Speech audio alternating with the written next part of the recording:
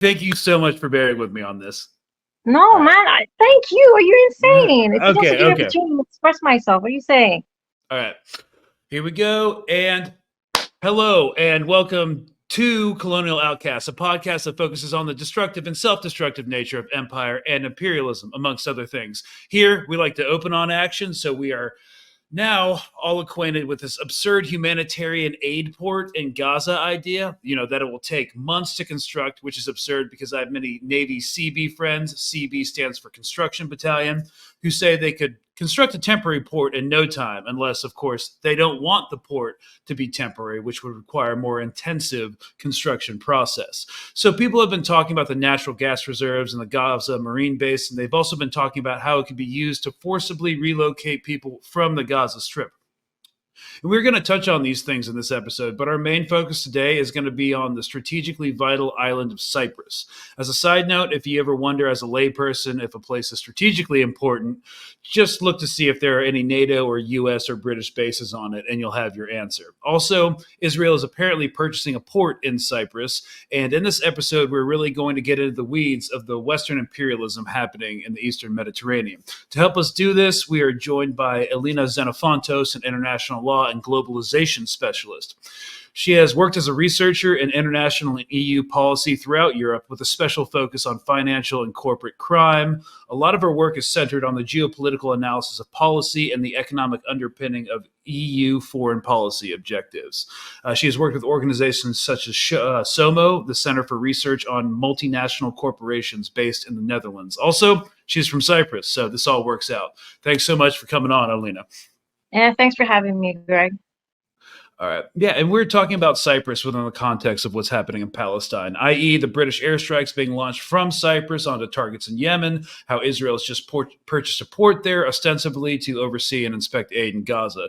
We first got into contact because I was talking about the buffer zone being constructed in Egypt adjacent to Gaza, and I mentioned reductively the buffer zone between Turkish Cyprus and Greek Cyprus.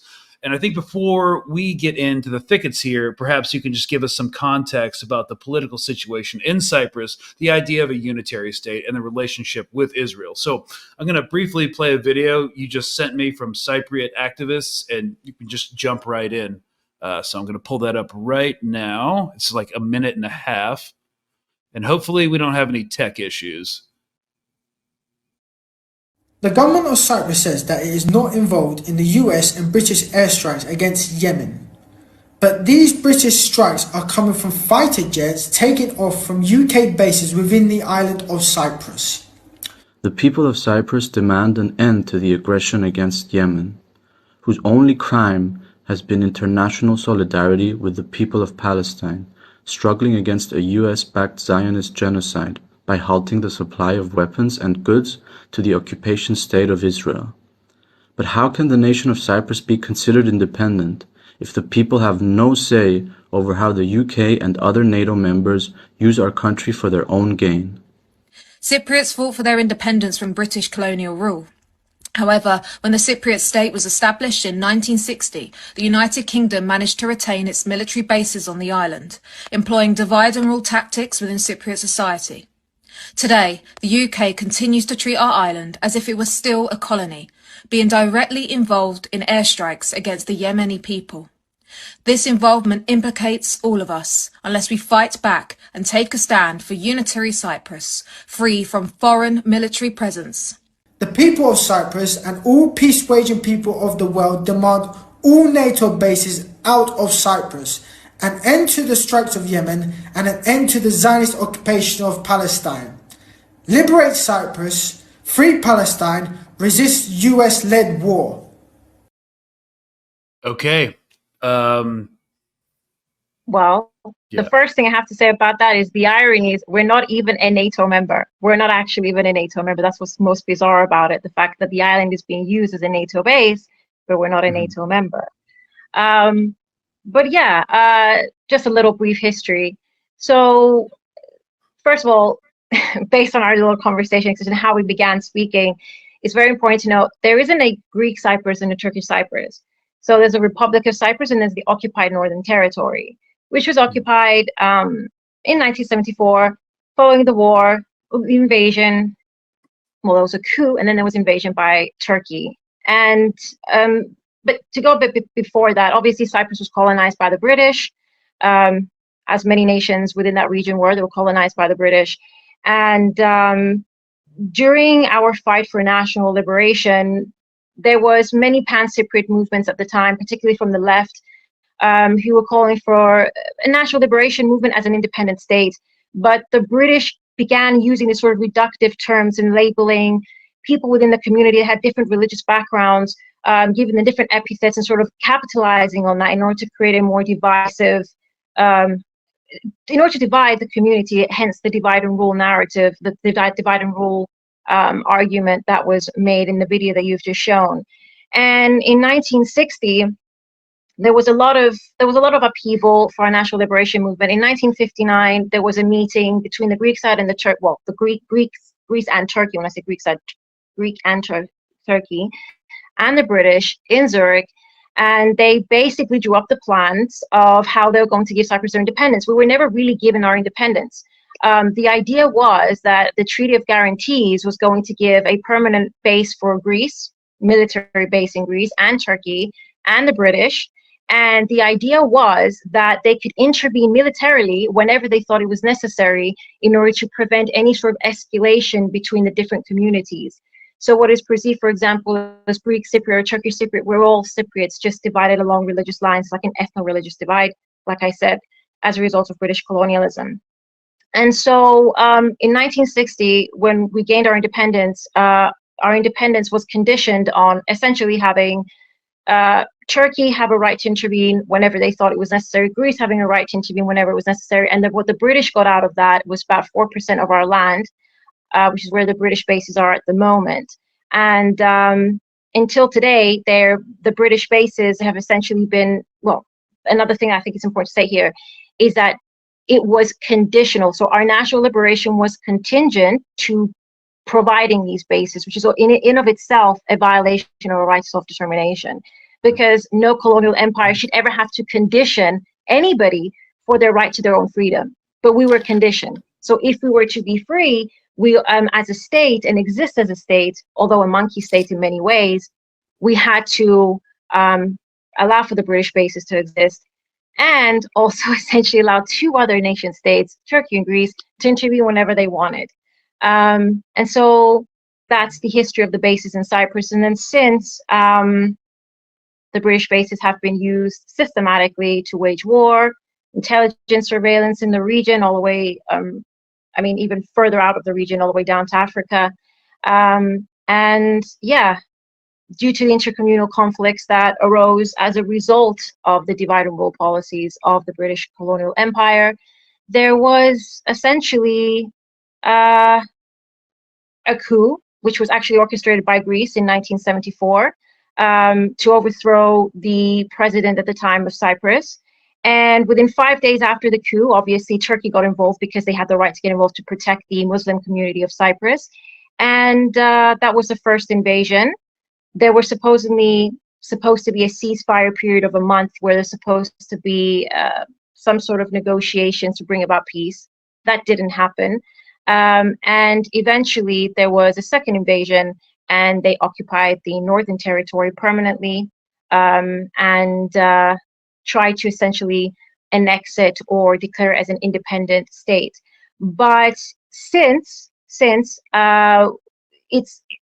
we have been constantly, since 1974 until today, trying to find a one-state solution where basically the island will be unified under one singular state, that is the Republic of Cyprus. So there's no Greek Cyprus or Turkish Cyprus, it's just the Republic and then the occupied territories. Hopefully that gives like a brief little overview. Yeah, and before we move on, you're looking for a one-state solution because perhaps two-state solutions aren't really tenable. Yeah, we're looking for a one-state solution. Although now, if you were to come to Cyprus, like de facto, it would look like we're functioning in a two-state situation because obviously there is the northern territories, the Northern Republic, the Turkish Northern Republic of Cyprus, and they do have their own sense of government, and they are functioning within the realm of a state. And I think what's important to understand here as well is that the idea is a one-state solution, but it also depends on who's in power. So, for example, right now in the Turkish occupied north, Tatar, who's actually in power at the moment, he is calling for a two-state solution, whereas in the South we're calling for a one-state solution. The reason he's calling for a two-state solution is because of other failed negotiations in the past, and I actually understand the reasons he has given for that. But a two-state solution, it's complicated because it would essentially mean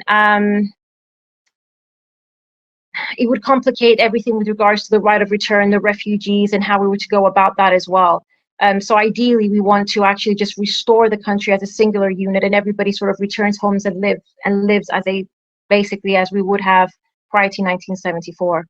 Yeah, on a superficial level, it seems somewhat reminiscent of the one versus two-state solution in Palestine in a very superficial level. But yeah, with the centerpiece being the right of return for displaced people. Yeah. Yeah. All right. So that being established, the strategic importance in the Eastern Mediterranean, obviously, like it's in sortie range of Yemen. So fighter craft from, the British base can basically fly into the Gulf of Aden, which means any location from which anyone can threaten traffic through the Suez Canal, it's within sortie range of NATO aircraft. But right now, it's breaking in Israeli media. Why is Israel buying an entire permanent port in Larnaca, Cyprus? And this may have been in the works for a while now, but it's only just surfacing in conjunction, seemingly, in terms of optics, with talk of a temporary aid port in Gaza. Exactly. And this is the idea as well, isn't it? I mean, Biden came out and essentially said, all right, this is a temporary port. It's going to be constructed within this period of 60 days, and it's only going to be temporary, right? So if it's a temporary port, why is Israel buying out, and they're cashing out something like $150 million to buy a port in Larnaca, Cyprus, in order to, quote, according to this is Israeli media outlets, right? They basically are stating that the reason they're doing that, one of the reasons, is allegedly to control the aid that's going into Gaza. And the question is, well, if we're going to go within the realm of the excuses that they're giving, right? Let's just keep it within that context. Why would you buy $150 million worth of a port, which is obviously rather permanent and a huge investment, for something that's supposed to be allegedly temporary? It doesn't actually make any sense. So what this is suggestive of is that obviously there's something more concrete occurring here, and perhaps the temporary pier that's going to be built in Gaza is not as temporary at all. And what I was going to say is that, if anything, what it's starting to look like is that the temporary pier that they're building, and if you go back to the 23rd, I think, of September, when Netanyahu was giving his speech at the United Nations, and he had basically shown the map of the new Middle East and the trade routes that he basically wanted to develop, you see it essentially going through Israel, going through Gaza. And the idea was, and if you go back as well to the East Med pipeline, to go through Cyprus and to see a pathway from Cyprus into Crete and then into Europe. So right now, this humanitarian corridor that they're establishing alongside the port that they want to buy is increasingly looking as though they're actually trying to cement the East Med pipeline, which, interestingly, until a year ago, or actually relatively recently, was kind of at a dead end in many ways. Right. And before we go into the East Med pipeline, I would just like to point out one thing about establishing a port in Cyprus to oversee aid. The World Central Kitchen ship Open Arms was inspected in Larnaca by Israeli officials and then sent along and basically is en route to Gaza apparently right now, according to recent reporting. But that whole process did not require Israel owning a port there. So.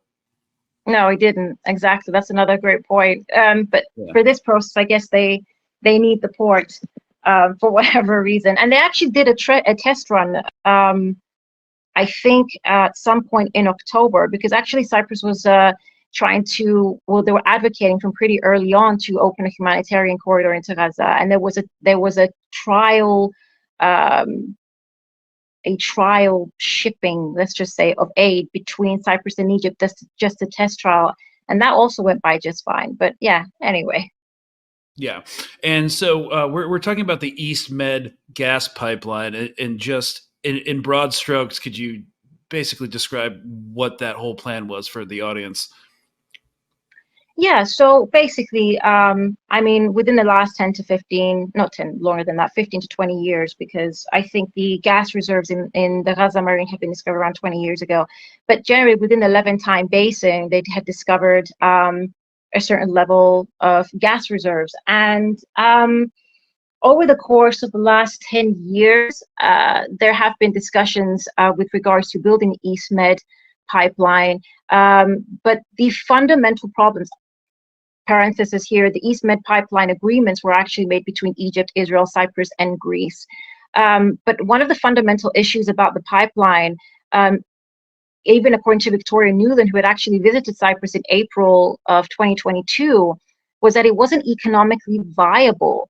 It was far too expensive for the amount that you're going to be basically extracting. So from an investment return, an energy return investment ratio, it wasn't considered worthwhile. And in fact, at one point, the United States, who was backing the East Med pipeline, had actually pulled out.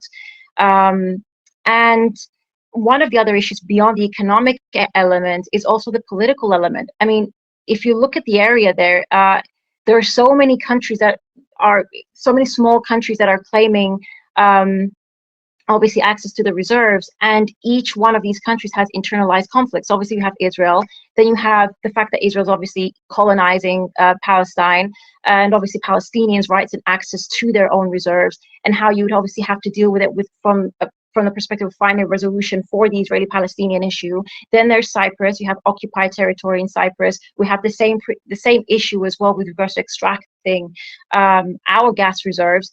There was tensions between Cyprus and Turkey. Then there was tension between Turkey and Greece. Then there was tension between Lebanon and Israel. So the entire political atmosphere surrounding the pipeline as well made it very difficult to begin to extract. And that's one of the reasons the United States had initially pulled out. And it's not until recently, when now even the European Union has come out, and like in November, 28th of November this year, it was reported that it's now become one of the top on the list of priorities for for the EU. And that has everything to do, obviously, with the economic crisis that the European Union is facing, the war in Ukraine, the sanctions on Russia, and obviously newfound interest in the region. Yeah.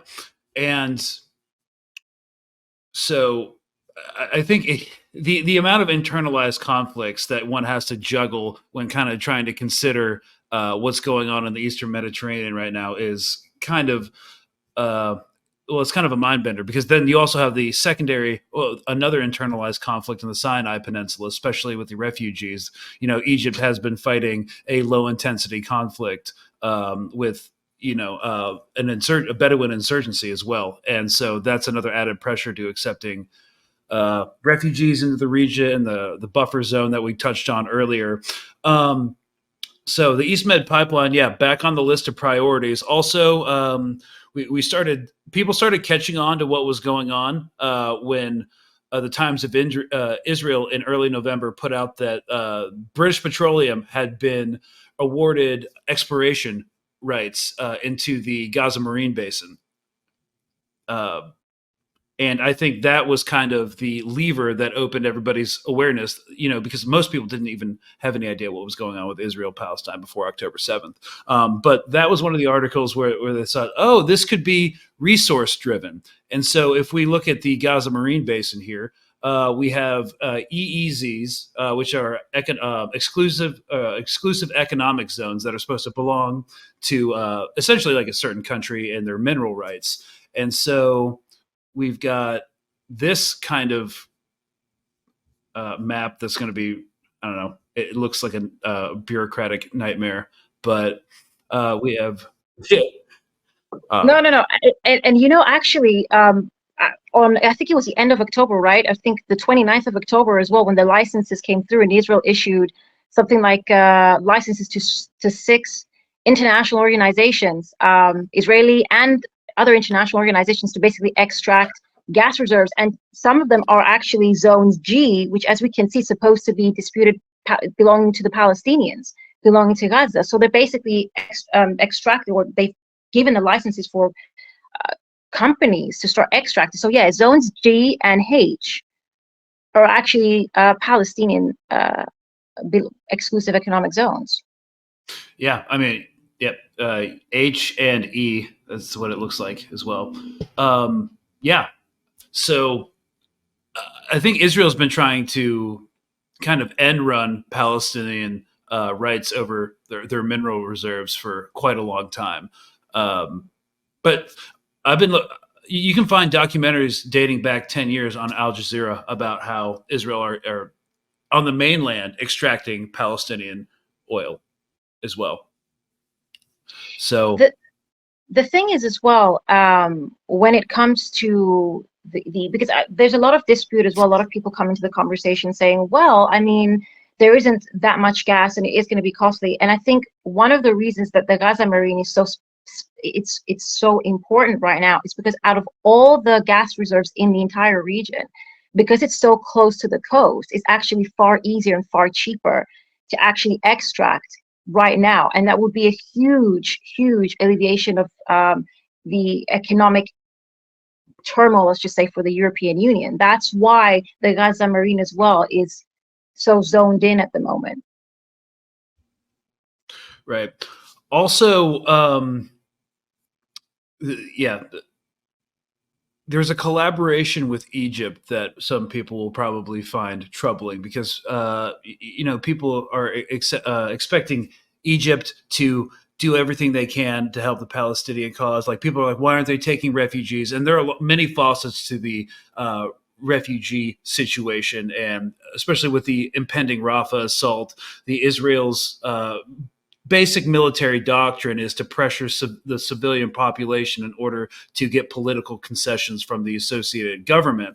So I personally see the threat of a Rafah assault as a lever in which to put pressure on the Egyptian government to accept displaced people. But I keep telling people Egypt has their own problems. Again, low intensity conflict. The Bedouin do not want refugees on the Sinai. The Egyptian government does not want a flare up of hostilities. Also, their economy is not in the best shape. But we wanted to talk about Egypt's role in the Gaza genocide and occupation of Palestine.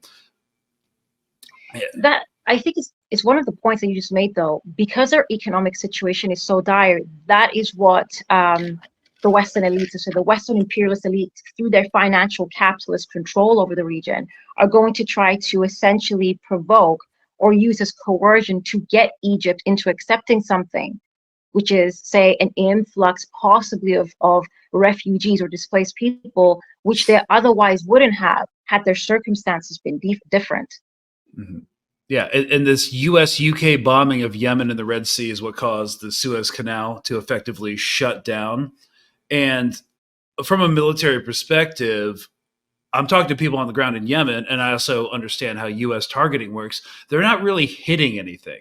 This is just a smoke and lights show. The Houthis have been bombed by the Saudis, which is essentially U.S. fighter planes with Saudi fighter pilots in the same bombs we use and the same targeting procedures we use, trying to bomb them into oblivion. It didn't work. But, the U.S. is intentionally hitting decoy missiles that the Houthis are laying out, and they're hitting empty warehouses. And so, maybe you can talk more about the Suez Canal. Yeah. Yeah, that's the thing. So you've got to ask yourself, because even Biden came out, right? Remember when they asked him the infamous clip, are you bombing, are the bombs helping? He's like, well, no, but we're going to continue doing it. So you've got to ask yourself, okay, logically, you've got to ideologize these things. Why is the United States and the United Kingdom bombing Yemen, but not actually bombing anything, not achieving anything militarily? They're not actually helping restore peace in the Red Sea. In fact, they've obviously made it worse. We're seeing statistics come out, graphs come out, essentially, that the Suez Canal is basically completely closing down.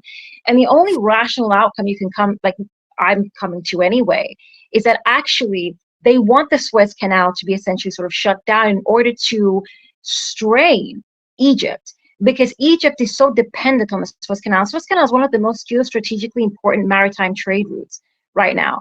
And given the fact that Egypt itself is the second most indebted nation to the IMF in the world after Argentina. And that's saying something. If you as well look at the state of Argentina at the moment, I mean, the economy, the Egyptian economy just cannot simply be able to withstand the inflation that they've been hit with as a result of basically closing down the Suez Canal.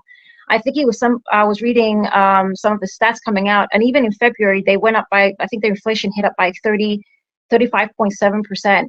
That was just in February. And now that's significantly increased as well because of the free flowing of the currency. That was one of the terms for the IMF to essentially even give them the loan. But what does this mean? Their inflation is sky high. They're running out of foreign currency reserves, which means that their currencies depreciate even further because obviously when you're indebted, usually in the dollar, obviously the dollarization of the world, in order to purchase dollars, in order to have access to dollars, you need to be able to purchase dollars so that you can pay off your debt, and they have a lack of. So their economy is in a very volatile state.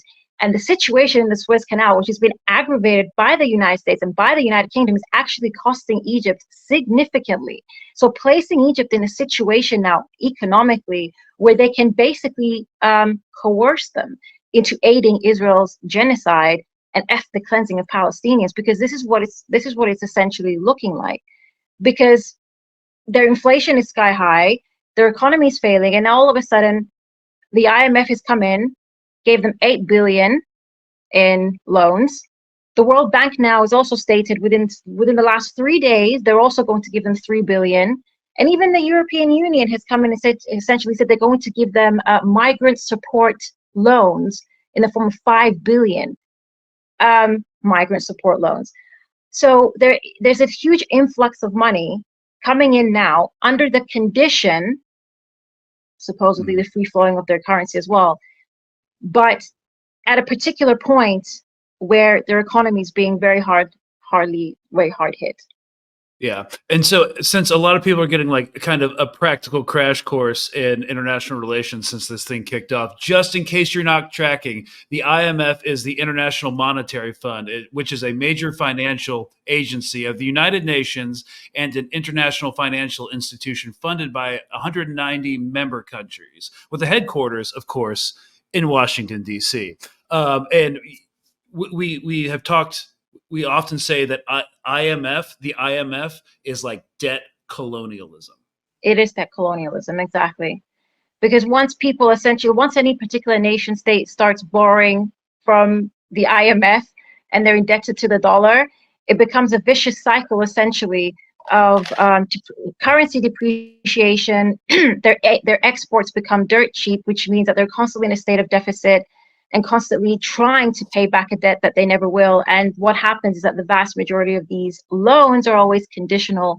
And what happens from that point on is that the IMF then essentially controls what is supposed to be government institutions, taxation, welfare is essentially controlled by the IMF through their conditioning. So it's a form of financial capitalist imperialism, colonialism.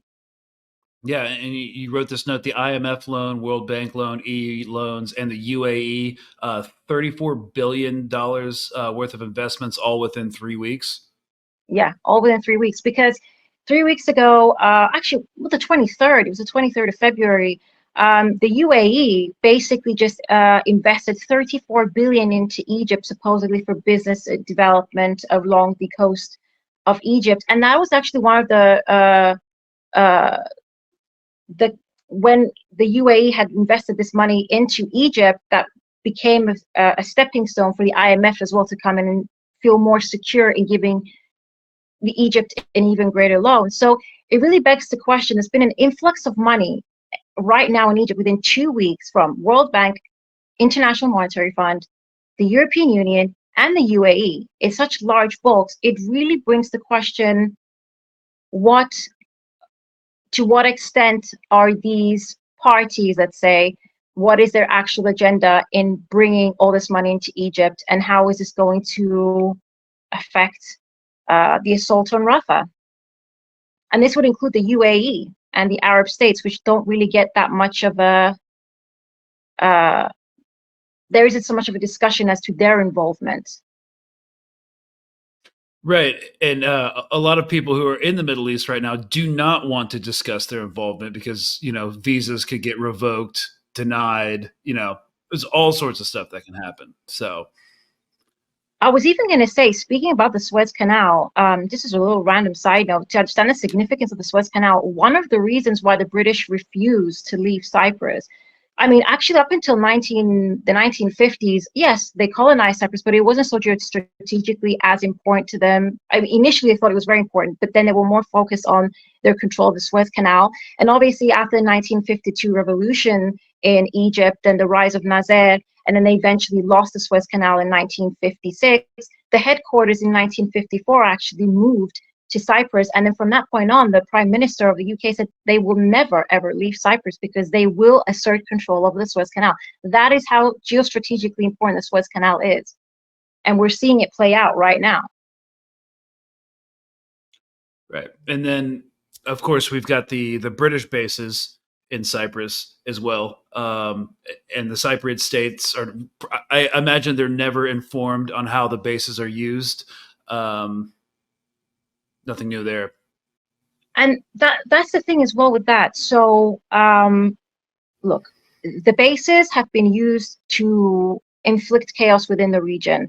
I mean, they were used during the Gulf War. They were used during the Iraq War between 2003 to 2011. I mean, I remember I grew up in Larnaca. That's where I'm from, and Oh, wow. my house is a good 50-minute walk away from these ports that they're going to be shipping off from, and you can hear, I mean, we could hear, I remember going to school and we would be able to hear all the military jets, planes, the American planes as well as the British, as they were essentially bombing Iraq, attacking Syria. Right now, they're bombing Yemen from the Cypriot bases again. And the Cypriot government is never informed as to any of this. And according to Declassified UK, I mean, they have been flying out up to 50, at least 50 surveillance missions from these British bases to Gaza. They're flying over Gaza. They're not informing us as to what the reason is. Some of the arguments given by the British states is, oh, we're helping surveillance because there's 2 British hostages. 50 military planes over Gaza within a month and a half for surveillance for 2 hostages. And we all know how advanced the Israeli surveillance system is. Let's put it that way. I don't really think you need 50 military planes flying from Cyprus to Gaza consistently. And so, yeah, Cyprus has been consistently being used to monitor the region, surveillance the region, bomb the region, and we're never told or given any heads up. And it actually has placed Cyprus in a situation where I think it was a British MP who was saying we could be the targets of any retaliatory attack. And we've had that actually a few years ago because of the conflict in Syria and because obviously Turkey was involved in the conflict in Syria and they were using the northern part, the occupied territories of Cyprus. We had a missile hit Cyprus in 2018. I was still there from Syria. And a lot of the speculation at the time was to basically send a warning to Turkey. And and this is the thing, we have all these powers, whether it's Turkey through the occupied north or Britain through its bases, that are just doing whatever they want with our territory and exposing our nation state to risks, and we don't even have a say. Now, and you definitely don't have a say for whatever Israeli intelligence operations are going on as well. Again, it was interesting because, again, it was in 2019, again, in my city, in Larnaca. A lot of things happen in Larnaca. And there was a big scandal because basically there was a van with 9 million surveillance spy tech that was essentially just situated in the city and using this very high profile tech to spy on anyone and everyone, really. And there were even this was actually conducted by a former Israeli veteran, or an Israeli veteran, former Israeli intelligence. And he was even boasting about it in Forbes magazine. And that's when it became knowledge in Cyprus that this was happening within our streets, and we were completely clueless about it. And in many ways, Cyprus has become the breeding ground for Mossad intelligence, NATO intelligence, and we're just passive observers. And just one side note I would like to make here, somebody that I really enjoy watching, Professor Said Marandi, he's like an Iranian specialist and geopolitical analyst that I really enjoy. He was saying, I mean, if there's any sort of attack on Iranian territory or any hostility within Iranian territory, they will retaliate towards any location that they feel is hostile. Cyprus would fall into that category, and therefore the Cypriot population is at risk, and we don't even have a say. Yeah. Syed Marandi, Iranian expert. I'll post his link in the description if you want to check him out further. It's very clear that in every way Cyprus is a colony without self-determination, split in multiple different ways. We were also talking about how Cyprus sees a lot of just Israeli citizens coming in, perhaps an influx since the beginning of the war. And before, I'm sure there was plenty of real estate development. I know there are some EDM festivals in Cyprus, so I'm sure they come for those, because anytime there's an EDM festival, those dudes show up. The thing is, as well, I mean, just a little history there as well, which I think is interesting, and I think it really relates to what's going on now in Palestine as well, is that the birth of Zionism. Theodor Herzl didn't actually believe that all of Palestine was enough for the Israeli state to establish Israel. And that's all of Palestine. That would include Gaza, the West Bank. It was never supposed to be enough. They actually wanted Cyprus, parts of Jordan, Sinai, parts of Lebanon, and even Rhodes Island from Greece to actually constitute as what he called Greater Palestine, to become Greater Israel.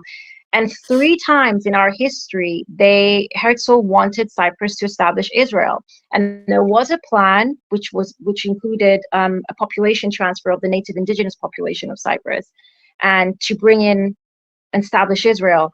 And so there is a history there of Israel feeling of Zionist idea, like a Zionist sort of claims to Cyprus. And in the last 2-3 years, there's been this rise of interest in restoring that. I mean, I think the Jerusalem Post was basically discussing things, how Cyprus is the Jewish colony or Israel 2.0. And within 2 years, we've seen tens of thousands of Israelis. And they're also purchasing land in the occupied north, which is illegal because it belongs to refugees. So, for example, my family, who are refugees displaced from the north, they're purchasing that land, which make it very difficult, especially when we're speaking about a right to return. And part of this is the reason they're doing this is to geostrategically have a hold on the region no matter what, which would also go back to why they're buying the port, right? Mm-hmm. It's about strategically placing themselves there.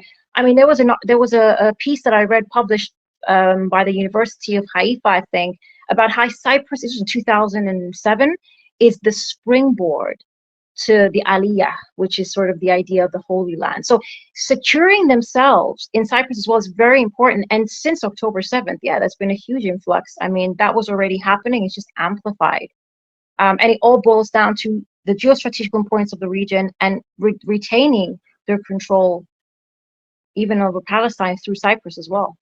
Yeah, and speaking of Cyprus, I'm kind of a classical and medieval history nerd. So Cyprus, this is nothing new for Cyprus. It's always been hugely strategically important, especially when we talk about other past colonial projects in that region, like, I don't know, the Crusader Kingdom. When they retook Jerusalem, they built Colossi Castle on Cyprus, the Order of the Knights Hospitaller.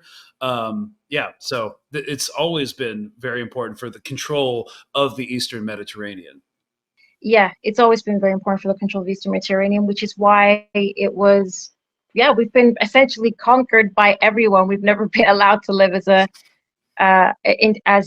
autonomous group of peoples, not even now. And that's That's the sad reality of it. Because, and I think what people need to understand is that the Eastern Mediterranean is, and not just the Eastern Mediterranean, but the entire sort of part of Western Asia, it's so important because of resources, but also because of the maritime trade. They have the most significant and vital trade routes. And when you can control them, you can control the world economy. And economic control and economic warfare is a form of imperialism, and it's another form of hard power, especially in the frame of imperialism. Yes, absolutely. You know, when I was first kind of learning about military science, when we talked about hard power, we thought it was about militaries and stuff. No, economics is just you can express some serious violence through economic warfare as well. I mean, if you think about it, look what happened to Iraq in the 90s. I mean, when they sanctioned Iraq in the 90s, it brought about the death of 500,000 children. 500,000 children in the space of 10 years because of the economic sanctions, which is why actually under international laws, and my international law coming in handy, it's actually considered to be illegal. It's a violation of the very basic principles of international humanitarian law because of the damage that it inflicts on a civilian population. It basically can constitute a form of collective punishment. Yeah. And circling back to Yemen, reclassifying them as a terrorist organization. I mean, they didn't get hit again with the FTO, the foreign terrorist organization, but they did get hit with the terrorist group designation, which still is, in my opinion, a form of collective punishment for all of Yemen because it affects how they can get aid and how they can conduct diplomatic relations as well. So 100%. And the thing is as well is that there's always this misconception in the media that the Houthis they're actually called Ansar Allah, but the West call them the Houthis. Yeah. Ansar Allah, they are essentially the governing force of Yemen. They're essentially the government of Yemen. I mean, they control 80% of the population in the south, which is where the majority of the people live. And there was a revolution. They're there by legitimate right. They're not some sort of, as some say, ragtag terrorist group that are just roaming around free in Yemen. So an attack on the Houthis is an attack on the entire Yemenis people because they are their government. Right. And again, if I keep bringing this up, if you challenge Western imperialist interests like freedom of navigation, maritime commerce, you're going to get hit with a terrorist designation. And, but that's always been that's part of the ploy, isn't it? I mean, the moment you have something they want, they will find a way to villainize you so as to justify attack, to justify whether it's military intervention, economic warfare. That is the basic premise. I mean, look at the war on terror. I mean, the Iraq war. I mean, the whole weapons of mass destruction, and it was going to be a direct threat to the United States, and millions of people were killed. And up until today, I mean, something that a lot of people don't understand is that Iraq is still occupied, essentially. I mean, they're essentially under the control of the United States. They haven't officially left. And even when Iraq, the governing power had voted to leave, or they wanted the U.S. military to leave, I think Trump in 2020 said that he would sanction them. Oh, no, not sanction them. What it actually said is, well, you have to pay us back for the military bases that we've built. We've spent to build all the bases. It's like, but nobody, you built the bases and you want us to pay for your colonialism? Like, what? I mean, he that's just Trump wanting everyone to pay for everything that we do. He also wants Mexico to pay for the border wall. Okay, he just said, yeah. So, but I mean, it's kind of something important as well. Like, there isn't that much of a difference between Trump or Biden at this point. That's another thing I think people need to understand. It's all imperialism at the end of the day. They're all looking at their own self-interest. And yeah, people shouldn't be deceived by things. Because ultimately, at the end of the day, I mean, when you look at, even when it comes to Palestine, right? Trump had actually, he was the one that moved the U.S. embassy in Jerusalem, essentially recognizing Jerusalem as the capital of Israel, which is an annexed territory of Palestine, essentially. It's occupied Palestinian territory. Biden came into power, did he reverse that? Absolutely not. It's just a continuation of the same policies, you know what I mean? And people need to become aware of that, especially now because it's election year, you know? Yeah, I mean, this is where all the warts come out and all the obfuscating rhetoric happens. Like coming back, starting from the beginning, humanitarian aid corridor. Yeah, or it's an East Med pipeline, or it's a supplement to the Mumbai to Europe New Silk Road plan. They have they I was want to actually going to enact. bring that up. I wanted to ask your opinion on this, actually. The only thing that perplexes me, sort of Saudi Arabia's role, because with the East Med pipeline, and I think the plans that Netanyahu had prior to October 7th, right, it was to establish sort of a trade route within the context of normalization between Saudi Arabia and Israel. Now, Saudi Arabia has come out and said, oh, we're not going to normalize. Normalization with Israel is contingent to the establishment of a Palestinian state. But with the humanitarian corridor that we're seeing being developed, the port that they're trying to buy in Cyprus, which clearly has a strategic objective here, like I said, we are seeing essentially the East Med pipeline being established, this sort of trade route.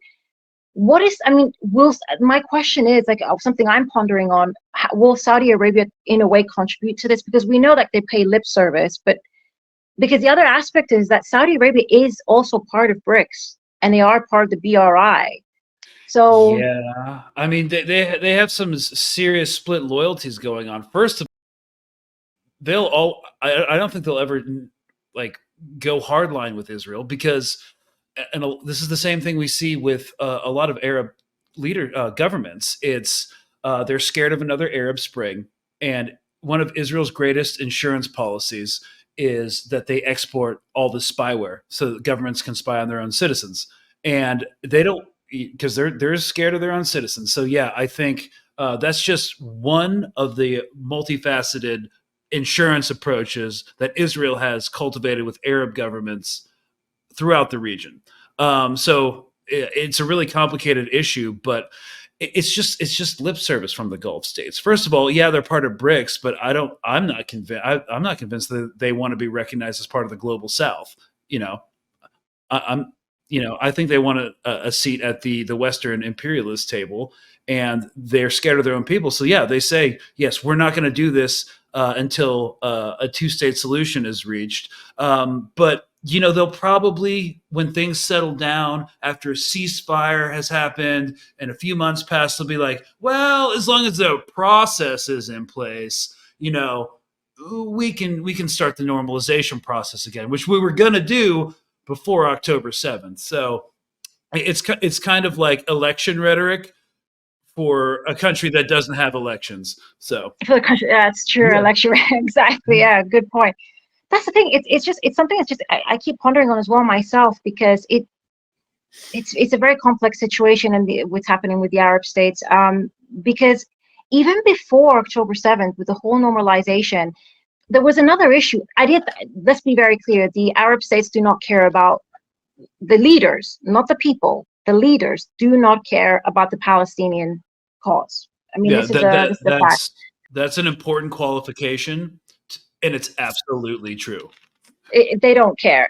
But one of the issues as well I remember with any possible agreement between Israel and Saudi Arabia was the issue of security and nuclear power. And I think this was also up for contestation in Israel, because I think I was reading a piece by Haaretz, and they made a good point when they actually said that if Netanyahu had made these agreements with Saudi Arabia, he would be the man known as starting a nuclear arms race in the Middle East. Because a lot of Israelis wouldn't feel comfortable, even if there was a peace agreement between the two in normalization, to have Saudi Arabia have the nuclear capabilities, essentially. So I don't know. And also Saudi Arabia is trying to play, they're trying to integrate further now with China, and they are trying to integrate further trade-wise with Russia, so they say. So that's why I don't understand. This is what how I think they're trying to play both sides, because I do agree with you. I think that once a ceasefire comes through, I could see them trying to normalize with Israel, but that would then counter their negotiations with Iran and China and particularly the BRICS. And I don't know how that's the one thing that I haven't managed to personally figure out. Well, there's a lot of stuff. There's a lot of predictions that I made, a lot of people made that never came to fruition. I think a lot of times we go off precedent when trying to make any sort of like geopolitical analysis. We look for historical analogs and stuff, but we're really kind of in uncharted territory. I can't, but beyond like what's going on tactically on the ground, like this whole, I can't find any corollaries. It's kind of like uncharted territory in a lot of ways. It's because in many ways it's insanity. There's a lot of irrationality and a lot of desperation, and this is the thing. I mean, even Israel. I can't say that Israel is being successful right now with its operation. I mean, okay, the humanitarian corridor, it's obviously not. So there's a lot of desperation, and when there's so much desperation, desperate people do desperate things, and that's the insanity behind it. And I think that's why it makes it so difficult to predict what the outcome of all this is. Yeah, and plus the idea of building an oil derrick off the coast of Gaza while Hamas still exists is really dumb, because guess what the Houthis just proved? Anti-ship missiles just work. They work now. And what are you going to do? Put air defense systems on an oil derrick? Like turn it into a military installation? Like there's a lot of stuff that is not being thought out at all. No, not at all. It's a mess. It's very reactionary. Impulsive. Yeah, reactionary. It's very impulsive. And as a result, it makes it very difficult to predict. I don't think this is long-term sustainable. I don't think that this is going to go. I think I was watching Scott Ryder. I don't know if you know him. He was saying that this could go on. Yeah, he was saying that this could go on for a year, like gradual. But I don't know. I don't see this sustainable for the next year, economically for Israel, politically for Israel. I mean, the whole place is in chaos internally and geopolitically for Israel right now. And also the entire Western establishment itself is being called to question. I mean, the illusion of democracy and the free world has essentially evaporated. I mean, for all those that were still maybe deceived by this mendacious diagesis, I think it's slowly now dissipating. That there's something fundamentally flawed about the way the Western institutions function. Yeah. It seems like all these liberal, global transnational institutions that were created out of the philosophy of liberalism, like the UN, are completely ineffective at prosecuting, stopping anything that the controllers of hard power want to do. Yeah, and I don't know if you saw, I found it very entertaining when the Israeli UN representative gave a speech at the United Nations, I think 2 weeks ago, speaking about just how, but pertaining to Russia, how Russia's holding the UN to hostage, and that the UN can't carry out its mission to prevent aggression. I just thought the irony of that coming from Israel when they've got the United States doing just that for them, I thought was absolutely entertaining. But yeah, I'm not even sure they're aware of it. I don't know. I mean, the level of gaslight to you, if you watch that entire clip, it's like you're having a bit of a brain seizure. Like, what is he saying? And he was speaking about an invasion, and as well, the way the political elite are distorting international legal terminology, like invasion, right to self-defense, when there's no such right when you're dealing with a colonizing power over colonized people. And how the hell, I've never heard of people that are colonized invading their colonizers within their own territory. I mean, the sort of things that they come up with are insane. But they say these things, and I mean, I don't know whether they believe it or they just think everybody's absolutely moronic. So we're just all going to take that in. Well, I think the American education system has been a big failure. And, a lot of people talk trash about how dumb Americans are, but I've been to Europe, man. It's everybody. And I think in the West, like a lot of people have fallen victim to their own propaganda. The propagandists believe their own propaganda. So I do think some of these people are absolutely cynical and maybe perhaps be functional sociopaths, but other people actually believe it. So, I mean, they do say in doing financial crime, one of the things that we learn, especially when we're studying micro level theory, as to why certain individuals within a system are inclined to crime.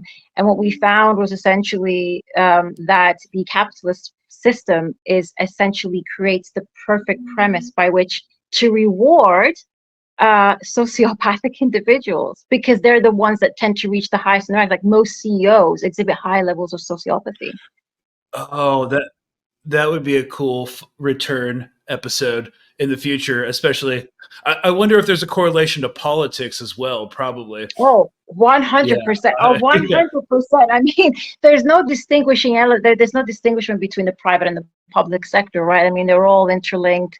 Lobbying, or the revolving doors. I mean, people who worked for the Goldman Sachs, working for the European Central Bank, are now in the European Commission, for example, here, and making decisions for nation states at a bureaucratic level. But these people are private, they're high CEOs, for example, for private corporations that capitalized on economic crisis, for example. So you see, like, it's all very nuanced. But it's like you're a public servant, but like, how's that insider trading game going?